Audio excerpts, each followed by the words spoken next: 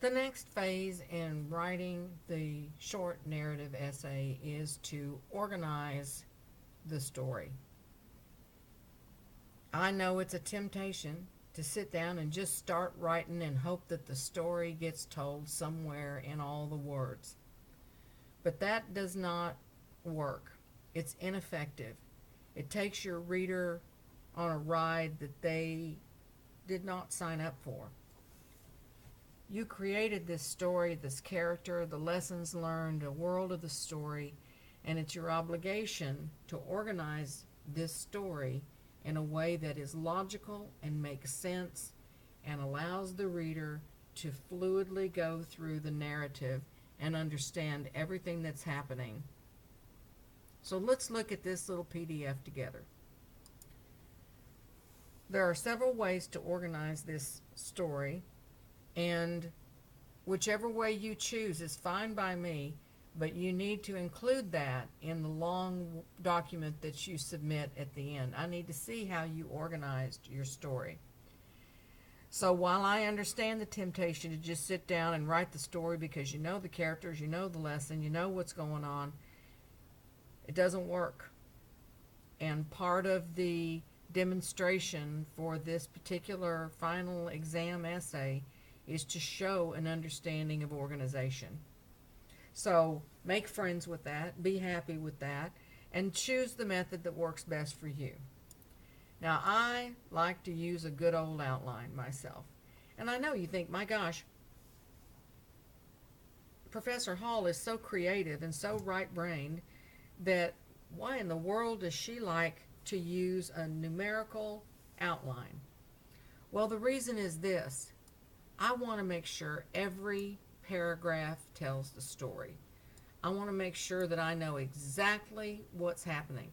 And because I'm using a flashback, that means that I'm going to start in the present, which is still in the 1970s, and I'm going to start there. And I need to know what's going on or I'm going to get lost.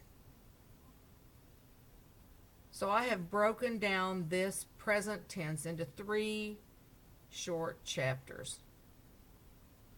And I'm changing point of view. Even though I'm an omniscient narrator, I'm going back and forth between who is on the phone at the same time.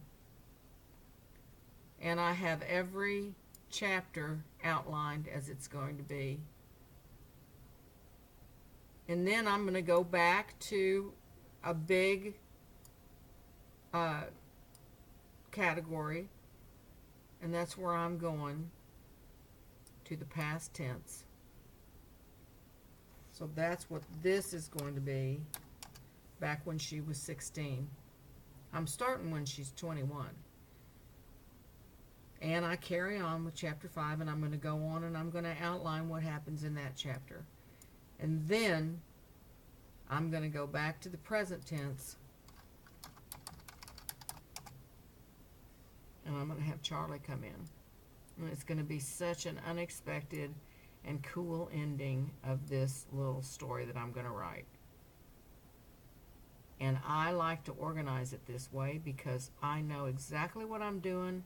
It makes writing the story so much more pleasurable, and it makes the editing super easy. Now there's another method that you can use, and some writers like to start with images and create storyboards. If that's the way that works for you, I'm all for it. Some people are artists, and they like to sit down with a bunch of squares and they like to draw out each scene of the story. And I think that's fantastic. And if you do that, then you'll need to scan those drawings and include that in your final product.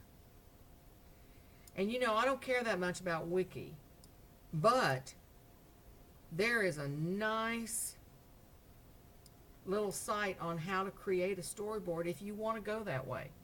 But remember, at the end of the day, this is going to translate into words. So if you get too locked down into pictures, I'm afraid it might have an effect on the actual writing of the words, the sentences, the paragraphs, the descriptive words, and so forth. Still, you can do it. And method 3 is to handwrite.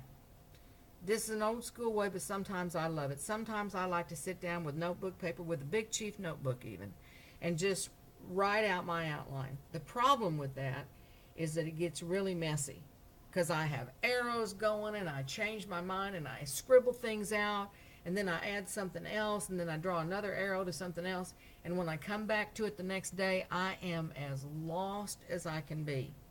So whichever way you want to organize your story is fine with me, but remember, if you try to sit down and just scribble out a story or write a real quick fragmented outline, the story's going to be fragmented, I promise. So take time and do this outline. This really is the fun part because I can change my mind along the way, and if I want something to happen somewhere else, I can change it. I can maybe start, instead of her, I can start with him. I mean, I can change my mind, and it's very easy to do in a standard outline. But some people who are artistic love this storyboards, and I'm all for it as long as we understand that at the end of the day, those storyboard images translate into words, into paragraphs, and that when you write your final essay, you create sentences, paragraphs, dialogue, descriptive words, and all the elements that we've described throughout the process of creating this masterpiece. You don't want to cut it short by trying to slop down a bunch of words on paper and hope that it's done. Take the time, organize the story, and you'll thank me later. Because right after this comes writing the rough draft, and that's when the fun happens. So take time to do this part of the assignment. Remember that the outline you create, or storyboard, or handwritten outline, if that's the way you want to do it, all needs to be scanned and included in that final document that you submit at the end of the process. And that concludes this tutorial.